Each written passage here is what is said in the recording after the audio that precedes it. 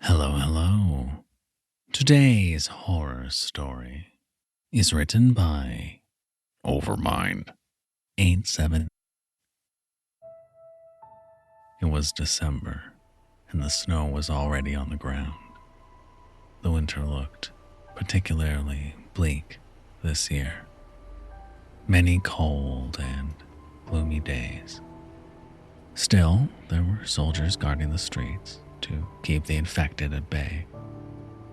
The bus I was in just crossed the last checkpoint before the hospital we were heading to. It was once again time to relieve the current researchers working there to find a cure. Being under pressure to save the human race for too long, and some of us might start to crack. We can't afford that.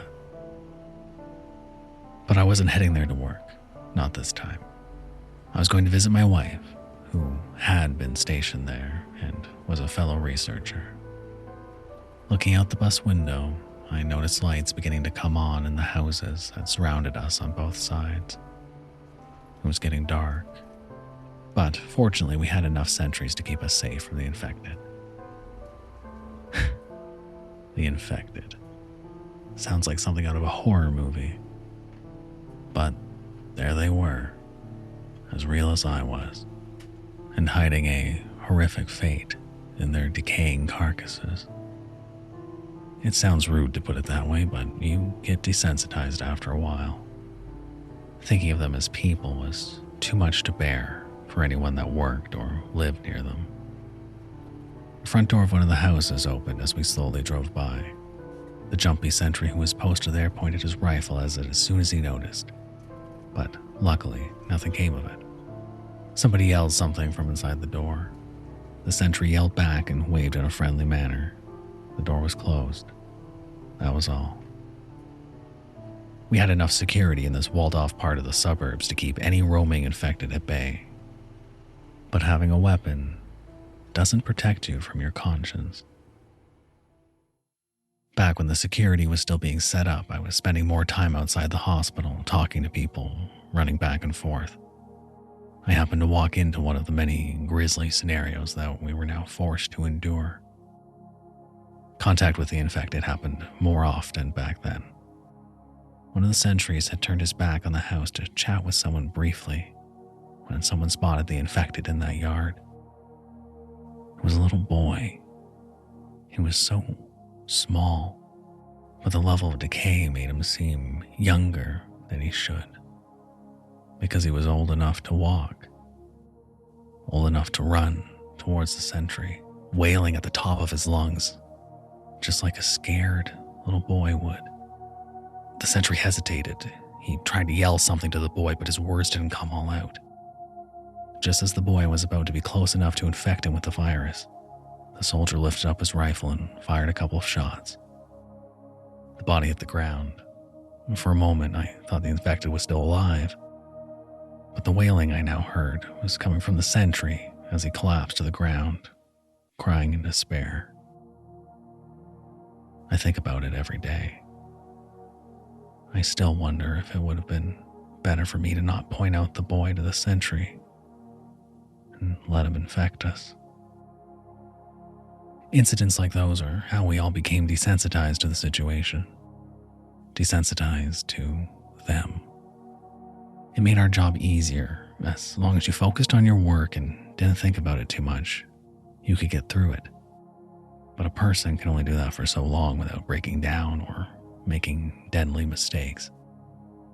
By then, it's hard to tell whether what you did was wrong, a mistake, or what you truly wanted deep down. Once an infected person was unable to talk, it was over. Not just because we're trying to find a permanent cure or a way to slow the progression of the virus within a person, but because that's when the primal fear would kick in. The rage, the panic. That's when they became aggressive and dangerous, even though they didn't mean to be, driven by instincts that couldn't be suppressed by rational thought anymore. But there's nothing rational about this situation. They never had a chance. The panic they caused in others near them ensured that there wouldn't be anyone left to seek help from. That's only ever if they could become calm enough to seek help in a non-threatening manner. And even if they managed that, it doesn't mean that the infected people around them would keep their composure.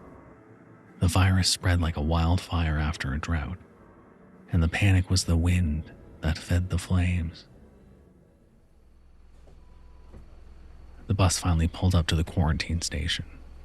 I was anxious to see my wife before too long, so I went through the disinfecting station as fast as I could while still adhering to proper procedure. The clinical setting always reminded me of when we first met back in college.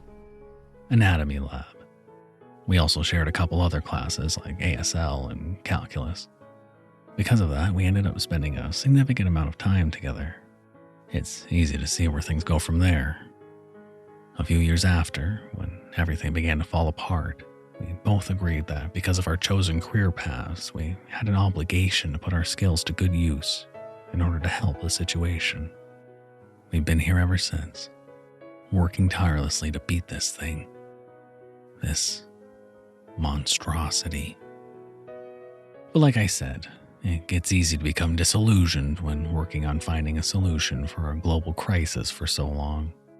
You become more and more aware that you're getting nowhere, slowly. It happened to me first. I've hidden it very well. The fact that I've lost all hope we will find a cure. I felt that way for a long time, but I keep working anyway. Not because the hope has come back, but to give others the appearance that we might still have a chance. If I've lost my hope, at least I can keep others from losing theirs. Besides, I don't have anything else in my life to give me purpose, so what else would I do? My wife was hit much harder than I. Constantly seeing the bodies arrive in all levels of decay, some moving, some not, finally got to her. Her hopeful attitude and pep decayed into a quiet listlessness that she hid behind a forced expression of positivity whenever anyone would ask her how she was doing. But I knew her better than anyone, and she knew me. We were both aware of how each other felt, but agreed to keep pushing through for as long as we could. But that weariness was not something we could overcome in the end. It was making us careless. That's why she didn't notice the small tear on her hazmat suit until it was too late. I arrived to my wife's room, accompanied by my designated hospital escort. Even the people working there, such as my wife and I, had to be under constant supervision, just in case someone loses it big time and does something extremely stupid. Thankfully, I had worked with this young man a few times before, so it was comforting to have a familiar face by my side on this last visit. I had been kept constantly informed of my wife's condition since the beginning. I was also more than familiar with how the virus ravaged the human body. I knew what to expect, but the escort, having agreed to stay by the door, was able to catch a glimpse of her from there as we walked in. He audibly gasped and quickly apologized while turning to look towards the door.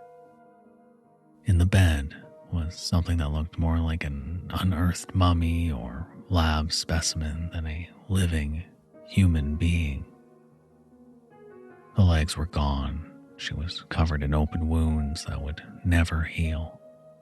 2 empty sockets where her beautiful blue eyes used to be.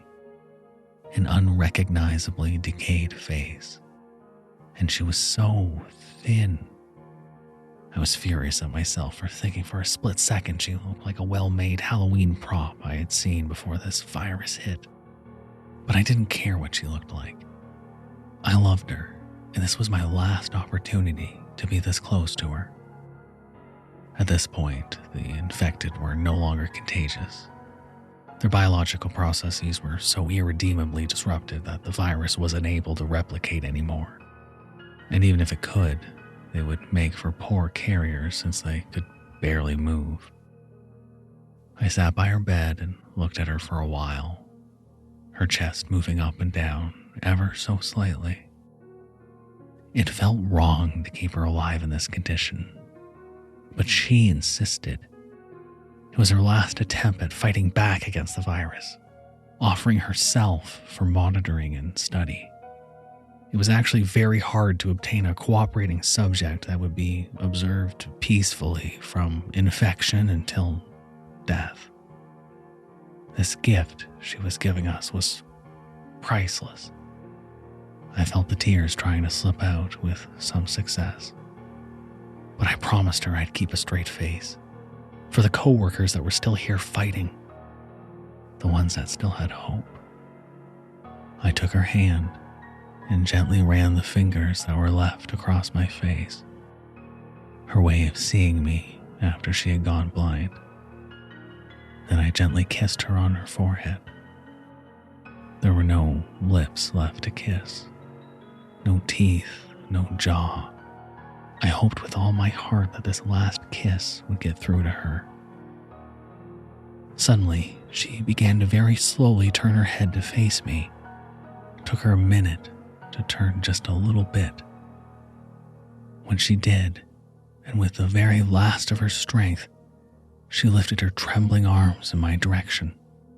She then began gesticulating towards me, trying to reach me the way I had reached her. Then she stopped, her arms slowly lowering back to her sides. Then the trembling stopped. Her chest stopped rising. She was gone.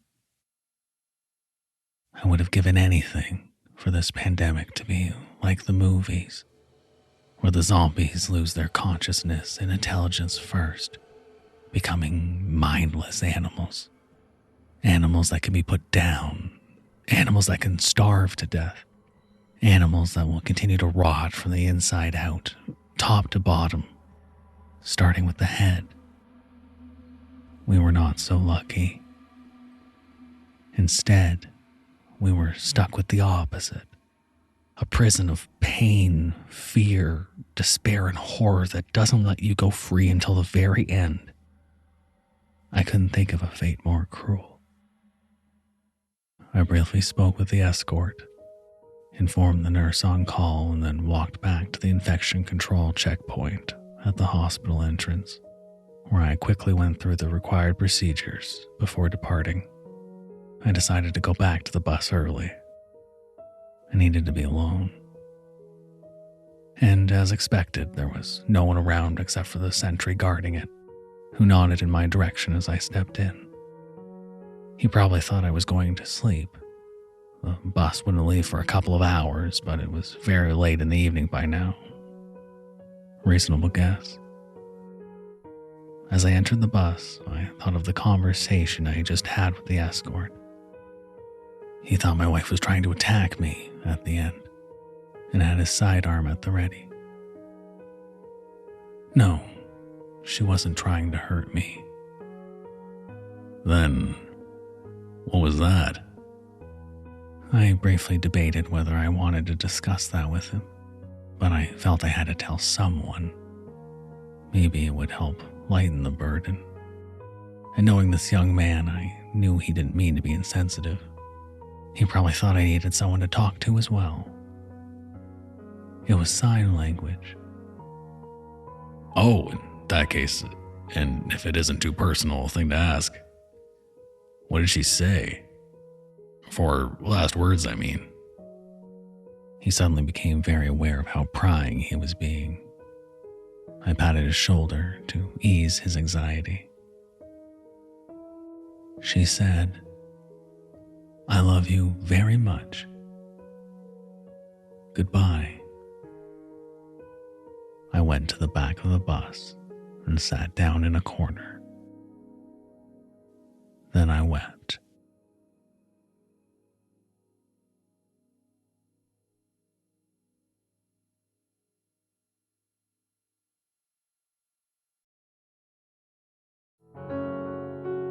Thank you for listening.